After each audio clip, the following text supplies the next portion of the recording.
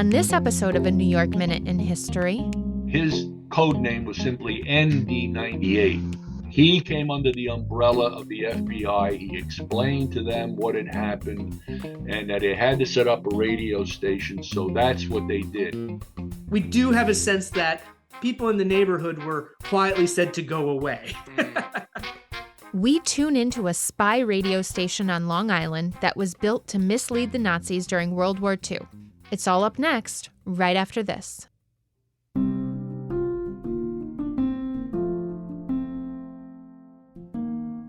From the Irish invasion of Canada to the early days of the movies. If you are interested in broadening your understanding of New York State history, then this is the podcast for you. I'm Susan Hughes, historian and archivist for the William G. Pomeroy Foundation, a proud sponsor of A New York Minute in History. The Pomeroy Foundation is a philanthropic organization based in Syracuse, New York. One of our main initiatives is to help people celebrate their community's history by providing grants for historic markers and plaques. Here in the Empire State and across the country, we support a diverse range of marker programs that include commemorating food history, civil rights, folklore, and sites on the National Register of Historic Places. As the nation's leading funder of historic markers, the Pomeroy Foundation has awarded over 1,800 grants since 2005. To learn more about the Foundation's grant programs, visit wgpfoundation.org. That's wgpfoundation.org.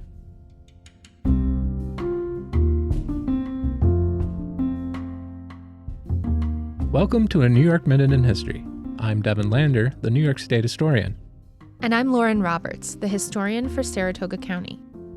On this episode, our marker of focus is not one of the blue and yellow New York State historic markers that we usually talk about. The marker is brown and white, and it's part of another marker program that the William G. Pomeroy Foundation offers called the National Register Signage Grant Program. This program offers a historic marker to individual properties or districts that have been listed on the National Register of Historic Places. This idea came out of the observation that once a property is listed, there is no provision for signage to acknowledge that accomplishment. So Pomeroy's National Register Signage Grant Program looks to fill that gap so that these sites get the deserved recognition. The marker we're speaking about today is located at 408 Northside Road in Wading River, Suffolk County, out on the North Shore of Long Island, on property that is now part of Camp DeWolfe. And the text reads, Wading River Radio Station has been placed on the National Register of Historic Places in 2018 by the United States Department of Interior, William G. Pomeroy Foundation, 2018. So what is the story behind the Wading River Radio Station? It's really a fascinating story, and it's not the type of radio station that we think of today that's playing music or talk radio or something like that. It's really a story of espionage, specifically counter-espionage against the Nazis during World War II.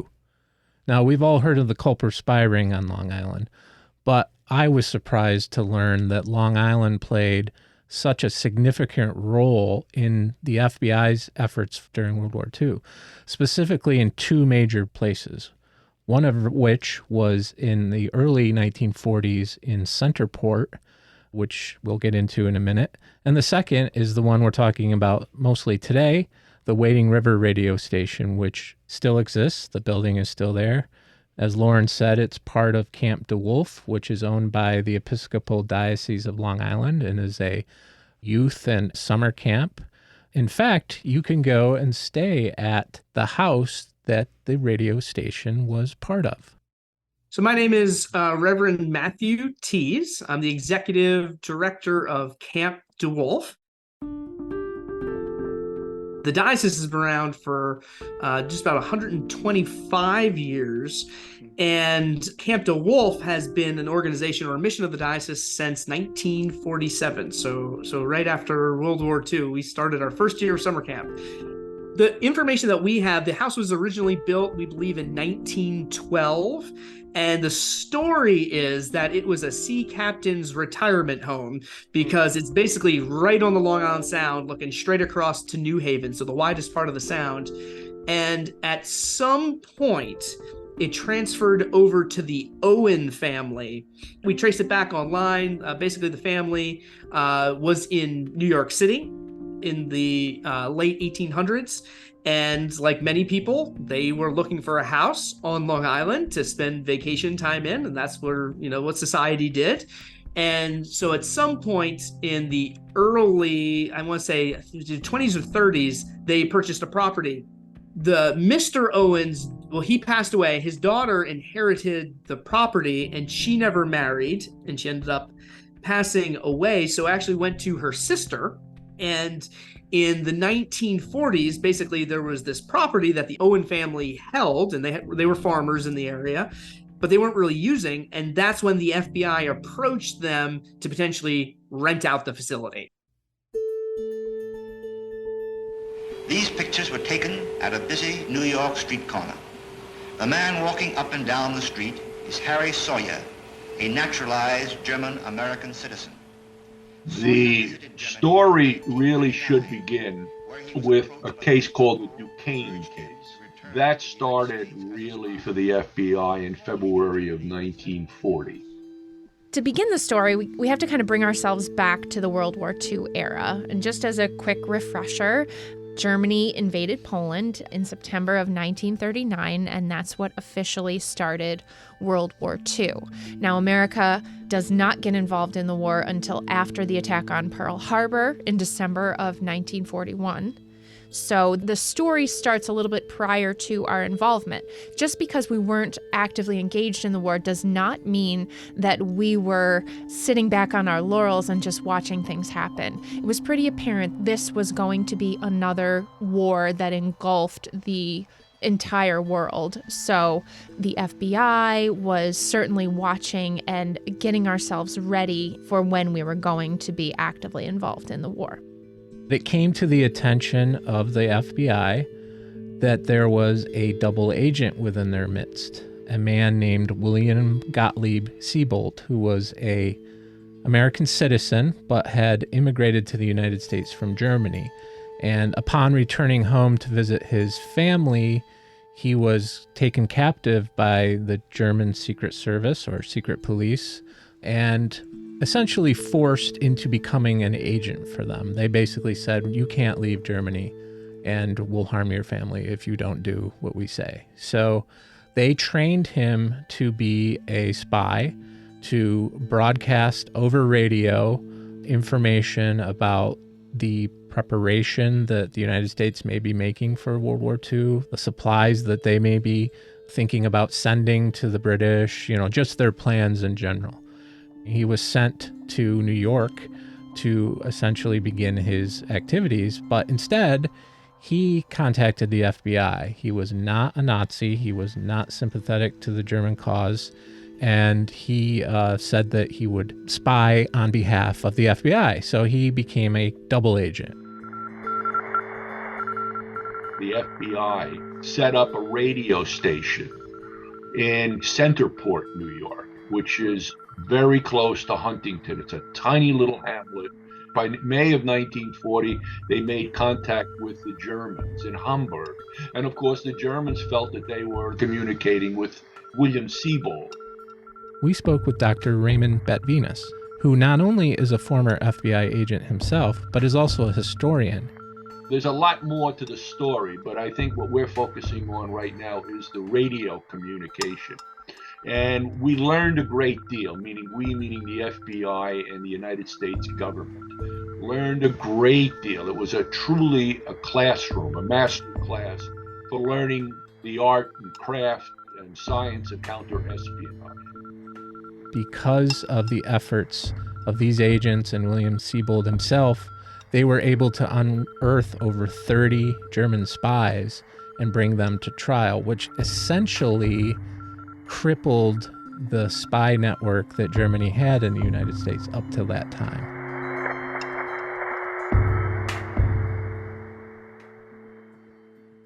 Which brings us to Wading River. Right. So by this point, they know how effective the radio communication can be.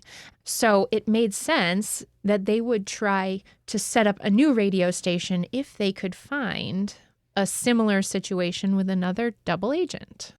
And that's really what happened. The Nazis were trying to rebuild their spy network. And so they found a gentleman named Jorge Mosquera, who was actually from Argentina, but had an import-export business in Germany.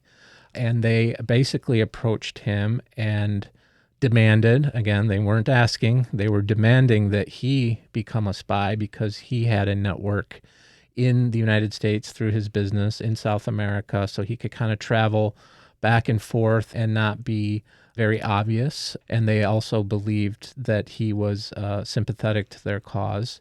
Again, in a similar manner, they trained him to broadcast via radio information that would be sensitive to the war effort of the United States. And this was after 1941. This would have been after Pearl Harbor. So the Nazis were very interested in learning what the United States was doing, what they were planning, where things were going. Same thing happens, though, with Mosquera. He tells the FBI that, I want to be a double agent.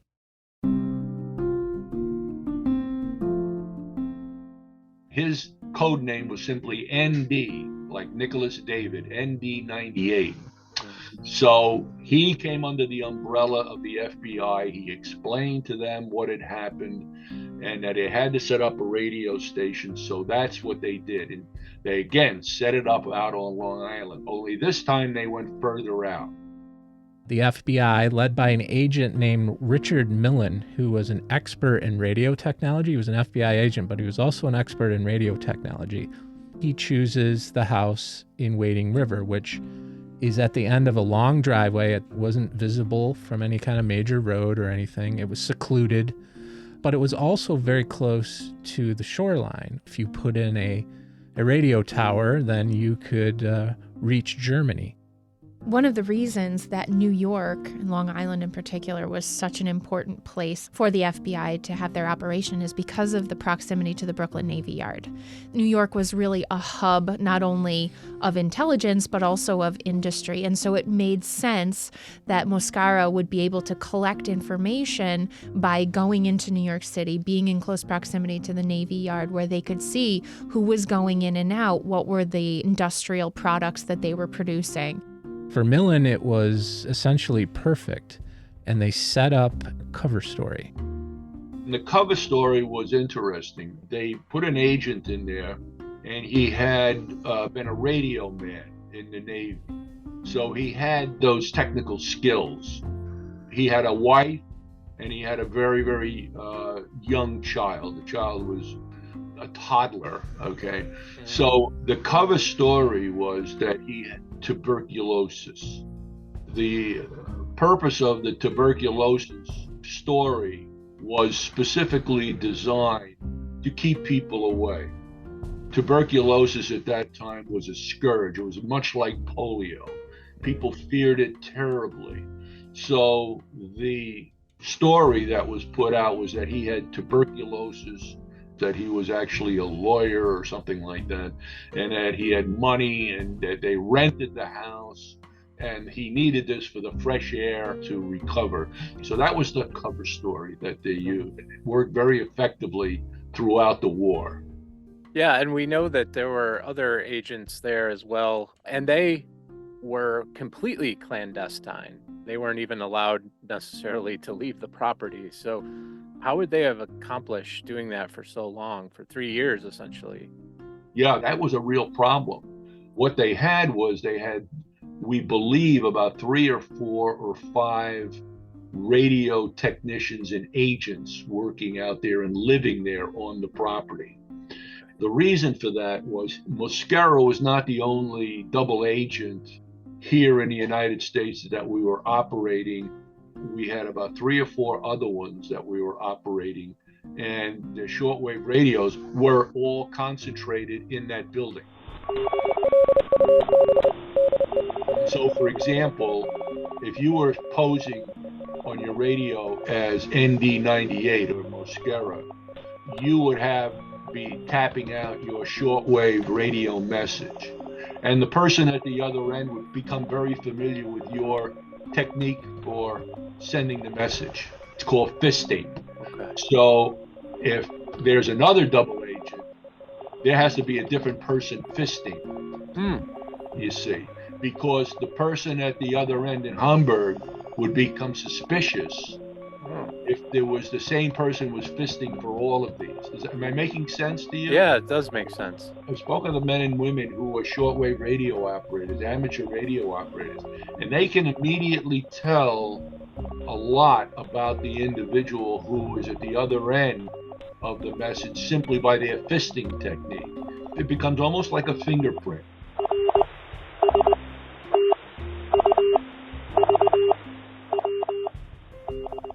So you can see why, if there are 3 or 4 double agents and these radio stations are claiming to be there doing the fisting, you have to have 3 or 4 different people doing it. Right. And they were living there, they were eating there, and this woman, she had to do all the cooking. She had to do all the cleaning. So and at the same time, she is trying to raise and take care of a toddler. So it was a very difficult, an arduous time for those people out there. In one case, they had to use another cover story because one of the radio operators that they had out there decided that he wanted to join the military. So they had to come up with another cover story to explain why there was a new person fisting. They had Siebold say, I got another person because my current radio operator has been drafted into the military. So now I've had to find someone who is loyal to Germany, wants Germany to win, he's from the German community, etc. So they actually got another bureau radio operator to replace that individual. So they ran into a lot of these headaches along the way. A lot of them just administrative and bureaucratic and dealing with personnel. You know, it's typical of these long-term operations that life has a tendency to interfere. As part of keeping this site secret, one of the problems they had was the amount of electricity it took to broadcast these communications to Germany. And so it would be suspicious if this young couple was consuming so much electricity on a constant basis. So they had to figure out how they could produce their own electricity. And it turns out that they used a car engine in the basement as basically a generator to produce their own electricity. They placed the engine on a concrete block. That's one of the only pieces of physical evidence that remains in the house today that shows any kind of history about what this house was used for in the 1940s. But let's talk a little bit about the operation itself. First of all, the Germans were very interested to know where the Americans were at in the development of the atomic bomb. They felt the Americans were ahead in developing the bomb, when in reality, I don't think that was really the case. But it was very clear that the atomic bomb, whoever learned how to harness that nature first, they were going to come out on top at the end of the war. So sending misinformation about how much progress the United States had made was one of the major components of the communication that was being sent to Germany. You're absolutely right. And that becomes known really early on when Mascaro is first being interviewed by the FBI. He notes that the spy master in Germany, who was a guy named Hans Blum, mentioned to him that one of the things they were interested in, as you said, is where is the United States when it comes to what he called smashing the atom. At this point, nobody knew anything about that. Even the FBI didn't necessarily know what he was talking about. But in reality, the Germans were moving towards an atomic program. The FBI sent that information up the chain of command and all the way to the president, who eventually greenlit the atomic program in the United States, based at least partially on this new espionage information. One of the other operations they had a major effect on was Operation Bodyguard, which was essentially feeding Germany false information about where the Allied invasion of Europe was going to take place.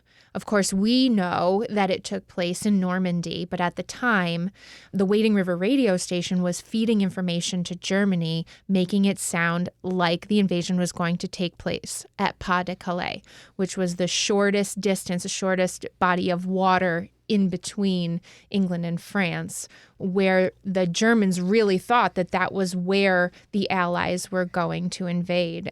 And Operation Bodyguard really did a very convincing job, and so the Germans did concentrate their forces in that area. This was a massive operation. So there were several radio stations taking part all over the world, feeding misinformation to the Germans.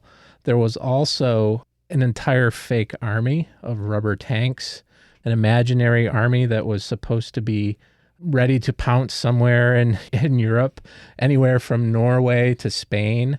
So when the Germans were trying to figure out where they were going to land, because they knew an attack was imminent, they didn't know where and they didn't know when, but they knew that there was going to be an invasion, they assumed that the Pas de Calais was the most logical point, and that everything else, Normandy, Norway, all these other places, were attempts at diverting their attention from the obvious.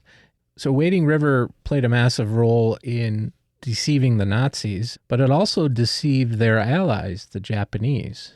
Because of the relationship between Germany and Japan at the time, they were allies, they were receiving information from Wading River radio station and then sending that to the Japanese, anything that had to do with the Pacific theater of war, including Operation Bluebird.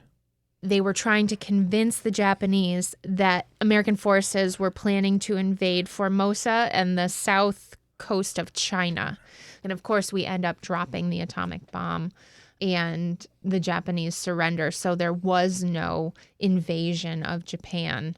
But this is another way that counterintelligence was helping to support these operations from the Wading River radio station.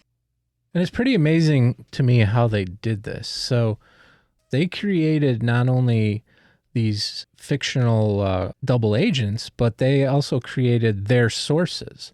There was a person that they named Wash, who they said was a high-level War Department official, and someone named Nevy, who held a post at the Brooklyn Navy Yard, which we said earlier is so important.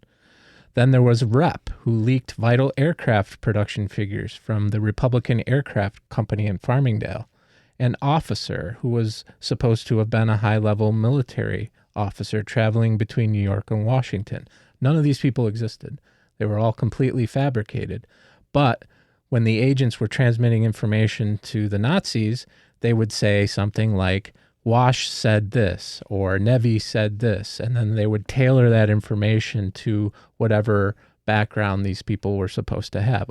But it's also interesting when we think about counter-espionage to realize that some of the information they were sending was actually true. And that's how you can really fool your enemy. You don't just feed them absolute fabrication, you put in nuggets of truth. For example, Moscaro was able to send information to the Nazis, letting them know that a senior British officer would be replaced in the coming weeks, and he was. So that was true information. And so the enemy, in this case the Nazis, start to believe you more and more. And so other information that's being fed to them, they are less likely to doubt.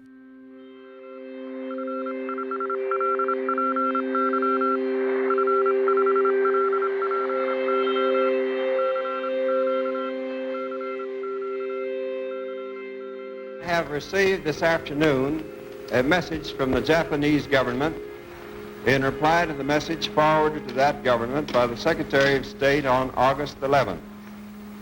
I deem this reply a full acceptance of the Potsdam Declaration, which specifies the unconditional surrender of Japan. In the reply, so we know the operations at Wading River ended in 1945. We believe August of that year is when things finally wound down. But that was not the end of the story, because shortly after the FBI left, there was actually a scene filmed on the back porch of the Owen house. And it was featured in a movie that came out later that year called The House on 92nd Street, which was not about the Wading River radio station. It was a fictionalized account of the Siebold case. And the funny part about it is it was a film that was done in partnership with the FBI. So J. Edgar Hoover, the legendary head of the FBI, was in the film, as were several agents. So this film was kind of real, and it brings the question up of, did people really know what was going on there? You can look at articles that were published in the 1940s. Some of this came out, not specifically what the work they were doing. That came only recently. But people in the area knew something was going on. We hear stories about neighbors hearing that there's some covert operation going on at Owen Place and showing up in cars with shotguns because they thought they were Germans who landed in a U-boat or something like that. Because that was the fear, that there would be all these German U-boats in the Long Island Sound, because Groton, Connecticut, which is the base, is right across the sound from us. But basically they said, no, it's an FBI operation, go away. And so that it was a small town, so they all dispersed. So we do have a sense that people in the neighborhood were quietly said to go away. I have always racked my brain as to how I came across it. It was serendipity a little bit. I had read The Making of the Atomic Bomb by Richard Rhodes. And coincidental to that, I obtained through the Freedom of Information Act the file on ND98. It was called the Rudloff case. They had different code names. So I had the file, and I was going through the Mosquera file, and all of a sudden I turned the page, and woe be, here it says Wading River, New York, and here is the debriefing of Mosquera talking about the atomic bomb. So I was stunned. I had never heard of that at all. The first thing I did was I called the Wading River historian, and he said, I'm familiar with the house. He said, but I've never heard about this, you know. The anniversary of the Normandy invasion was coming up, and I had a very enlightened president of the Society of Former Special Agents of the FBI. They pulled out all the stops, and that's what put it on the map. That's how Newsday got involved. That's how the media got involved. So I'm very proud of it. I'm very pleased that we were able. It's now the William Pomeroy Foundation put up a plaque identifying it. It's now on the National Register of Historic Places. So it's great. It really, really is another piece of information about Long Island history that we're aware of. It was essentially hidden for almost 70 years. It wasn't until the 70th anniversary of D-Day in 2014 that a public announcement was made in the local press. An event was held by Dr. Betvinas and other FBI agents and former FBI agents announcing the fact that Wading River radio station took place at the Owen House. And today, Camp DeWolfe, under the leadership of Reverend Matthew Tees, has really embraced their history and their connection to this period of time. I think there's still new information that is being uncovered. It's only been a few years that this information has started to come about. And as we know, as historians, the more you talk about a subject like this, the more people start to come out of the woodwork and say, well, I had a piece of this history, or, you know, my family member talked about their involvement in this process.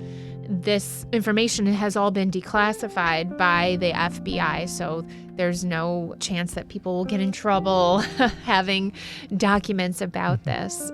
So history is a changing story. It's a book that we don't know the ending to. And you never know when you're going to find the next big story, because things get buried for a long time. It's absolutely true. You never really know what's going on in the house down the street.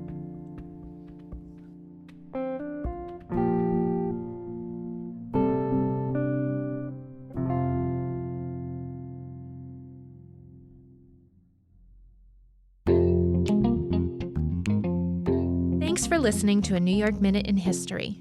This podcast is a production of WAMC Northeast Public Radio, the New York State Museum, and Archivist Media, with support from the William G. Pomeroy Foundation. Our producer is Jesse King. A big thanks to Dr. Raymond Betvinas and Reverend Matthew Tees for taking the time to speak with us. To learn more about our guests and the show, check us out on our website, wamcpodcast.org. We're also on Twitter and Instagram at NY History Minute. I'm Devin Lander. And I'm Lauren Roberts. Until next time, Excelsior!